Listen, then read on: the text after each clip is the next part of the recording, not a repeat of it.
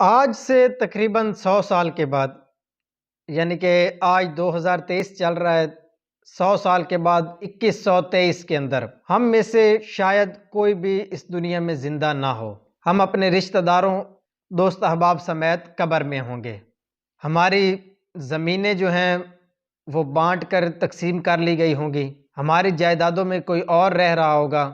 آج جس جائیداد کے لیے ایک دوسرے کے سر اڑا دیتے ہیں، ایک دوسرے کو قتل کر دیتے ہیں، مار دیتے ہیں، اس وقت ان جائیدادوں کے اندر کوئی اور رہ رہا ہوگا۔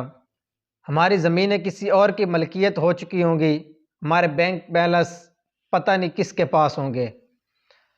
پتہ نہیں ہمیں کوئی یاد بھی کرے گا یا نہیں کرے گا۔ ہم اور آپ غور کرتے ہیں کہ ہم میں سے کتنے لوگ ہیں جو اپنے دادا کے والد کے بارے میں یا اپنے دادا کے بارے میں کبھی ہم نے غور کیا ہے کہ وہ کیسے لوگ تھے، کیسے رہتے تھے، یا ان کا کوئی تذکرہ کیا یا ان کی کوئی بات چیت کی؟ تو ہمارے بعد آنے والے بھی ہمارے ساتھ یہی کچھ کریں گے۔ اچھے اعمال کر کے جائیں گے تو دنیا میں ہو سکتا ہے کوئی یاد کرنے والا، کوئی فاتحہ پڑھنے والا ہو، لیکن اگر اسی دنیا کے لالچ میں لڑائی جھگڑے، مار کٹائی، بغض و کینہ، حسد رکھ کے چلے جائیں گے تو شاید پیچھے کوئی 100 سال کے بعد یاد کرنے والا بھی نہ ہو۔ آپ دیکھتے ہیں اولیاء اللہ کو 400 ہزار سال ہو چکے ہیں اس دنیا سے گئے ہوئے، لیکن آج بھی لوگ ان کا خیر کے ساتھ تذکرہ کرتے ہیں، ان کے لیے فاتحہ کرتے ہیں، ان کے درجات کی بلندی کے لیے دعائیں کرتے ہیں۔ تو وہ کس وجہ سے؟ کیونکہ انہوں نے دین کی خدمت کی ہے، وگرنہ لاکھوں کروڑوں لوگ اور بھی ان کے دور کے فوت ہوئے ہیں ان کے دور میں، لیکن ان کا کوئی تذکرہ نہیں کرتا۔